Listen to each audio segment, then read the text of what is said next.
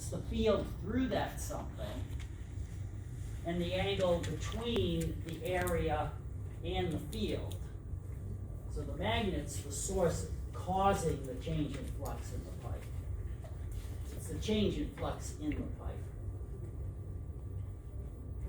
So if you look at this part of the pipe, there's 0, 0, 0, and now it starts increasing, increasing.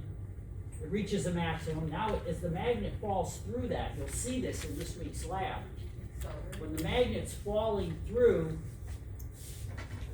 when the magnet's in the coil, if I move it like this, the flux isn't changing at all, right? If there's 100 field lines, there's 100 field lines. It's right. As it's entering, now it's changing. Now it's constant. So there's going to be an instant where you'll see this week. You drop a magnet through a coil, and you'll see the EMF rise, then go to 0.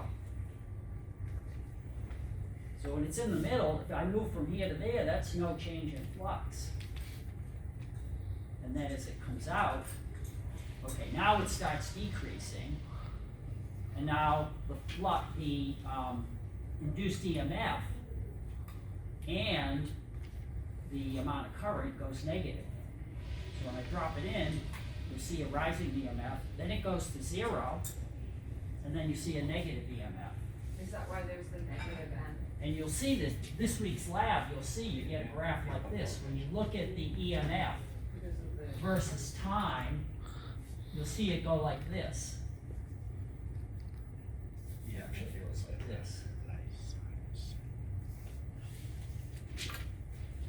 So here, the EMF is 0, the EMF is 0, the EMF is 0. Now it starts rising. Now it reaches a maximum value.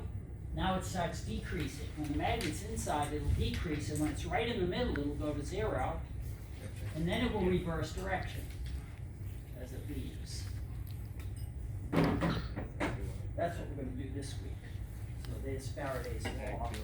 And then we'll graph it. We'll actually have a device that will take the data and graph it for us. We're getting a little sidetracked.